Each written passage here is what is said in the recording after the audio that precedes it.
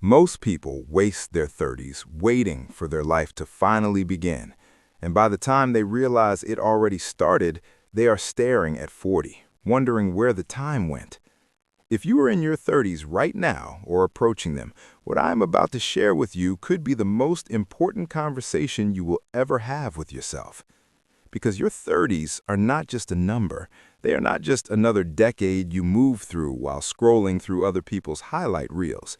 Your 30s are the decade where the foundation of the rest of your life gets poured, and what you do or fail to do in this window will echo in everything that follows.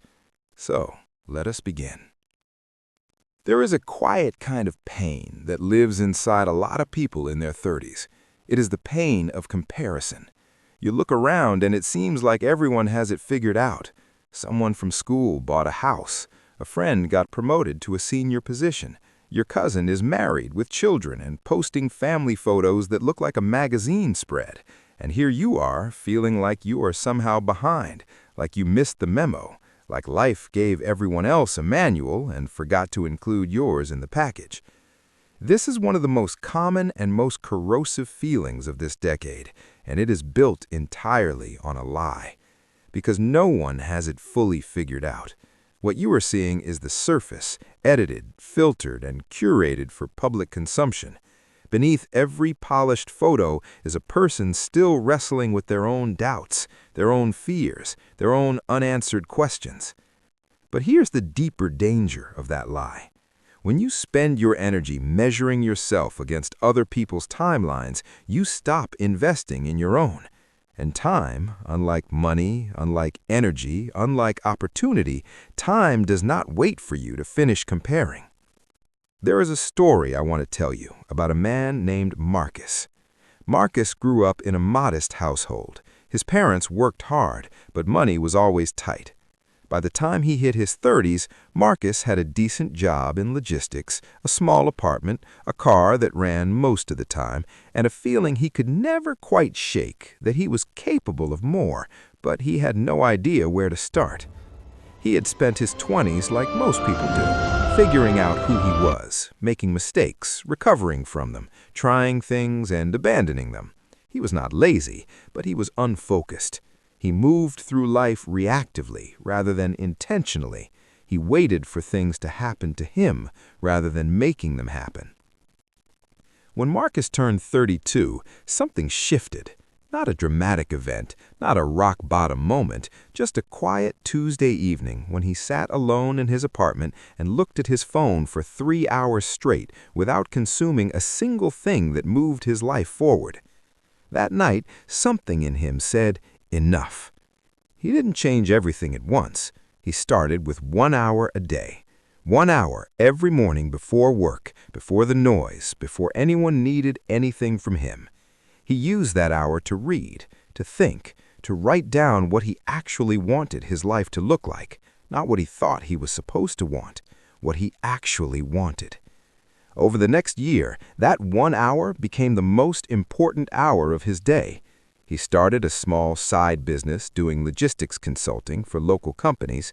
He began exercising consistently, not to look a certain way, but because he realized his body was the vehicle carrying his ambitions, and a poorly maintained vehicle breaks down before it reaches the destination. He repaired relationships he had let drift. He started saving deliberately, not just what was left over at the end of the month, but money he set aside first before he spent anything else. By the time Marcus was 38, his life looked almost unrecognizable compared to where he had been at 32. Not because of a lucky break, not because someone handed him an opportunity, because he made a decision, and then he honored that decision every single day, even on the days it was hard, even on the days he didn't feel like it. Marcus is not a famous man. You won't find his name in a book or his face on a magazine cover, but he is the kind of man whose children will grow up watching someone who refused to sleepwalk through their own life. And that is a legacy that means more than any headline. Here is the deep truth that most people never sit with long enough to actually absorb. Your 30s are the decade of compounding. You know compounding from the world of finance, the idea that small, consistent investments grow exponentially over time. What most people don't realize is that compounding works exactly the same way in every other area of life. Your health compounds, your knowledge compounds, your relationships compound, your habits compound, your neglect compounds too. Every morning you wake up and choose discipline over distraction, you're making a deposit. Every time you choose a nutritious meal over a convenient one, you're making a deposit. Every book you read, every skill you build, every honest conversation you have with someone you care about, deposits. Small in the moment, enormous over a decade. And here's what makes your 30s uniquely powerful. You now have enough life experience to know what actually matters to you, and enough time ahead of you for those deposits to compound into something extraordinary. The tragedy is not failing in your 30s. The tragedy is sleepwalking through them. Think of it this way. A tree planted today will take years to give shade, but the person who didn't plant it 10 years ago is sitting in the sun today, wishing they had. The best time to plant the tree was 10 years ago. The second best time is right now. So, what do you actually do? Let me be specific, because vague wisdom inspires in the moment and fades by morning. You don't need inspiration, you need direction. First, get honest about your health. Not obsessive, honest. Your body in your 30s is sending you signals it may have whispered gently in your 20s. Now it's speaking more clearly. Listen. Sleep is not a luxury, it's infrastructure. Movement is not vanity, it's maintenance. The person who neglects their body while building their career will eventually spend what they earned trying to buy back their health. Second, build one skill that the market will always need. Not 5 skills, one done deeply. Whether that's a technical discipline, a communication craft, a financial expertise, or a creative ability, go deep. Depth creates value. Depth creates leverage. Depth makes you someone who cannot easily be replaced. Third, repair what needs repairing in your relationships. The friendships you let drift, the family members you've been meaning to call, the partner you've been too busy or too proud to truly listen to. None of that gets better with distance. The connections you nurture in your 30s become the support structure you lean on in your 40s, 50s, and beyond.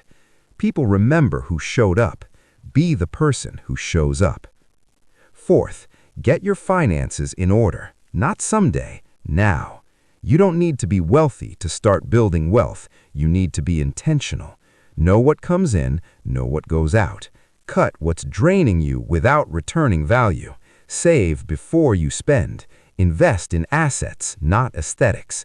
The financial decisions you make in your 30s will determine the options you have in your 50s. Options are just another word for freedom. Fifth, define what success actually means to you. Not to your parents, not to your social circle, not to the algorithm, to you. Because here's what happens to people who live by other people's definitions of success. They spend a decade chasing something, finally arrive at the destination, and feel strangely empty because it was never their destination to begin with. Write it down. What does a life well lived look like for you 10 years from now? That answer should guide your decisions daily. Sixth, protect your mornings. The first hour of your day is the hour no one has asked anything of you yet. That's yours. Guard it like it's the most valuable asset you own, because it is. Use it to think, to create, to move your body, to connect with something larger than your to-do list. The person who owns their mornings owns their life. And finally, stop waiting for the right moment. The business you keep planning but not starting, the conversation you keep postponing, the version of yourself you keep promising to become when things settle down. Things don't settle down. Life does not pause to give you the perfect conditions. The right moment is the one you're in. Use it. I want to leave you with this. One day, and you don't know when that day will come, you will look back at this exact season of your life. And when you do, there are only two things you can feel: gratitude for what you built or regret for what you postponed. Regret is not dramatic. It doesn't arrive like a storm. It arrives quietly in the stillness of an ordinary evening when you ask yourself, what did I do with what I had? You still have time to make sure your answer to that question is one you can live with. Your 30s are not the beginning of the end. They are the end of the beginning. They are the decade where boys become men, where girls become women, where dreamers become builders. The question is not whether you have what it takes. The question is whether you are willing to show up consistently, honestly, and without excuses for the life you say you want. Start today, not Monday, not next month, today. Because one day you won't be able to start over. You can only start now.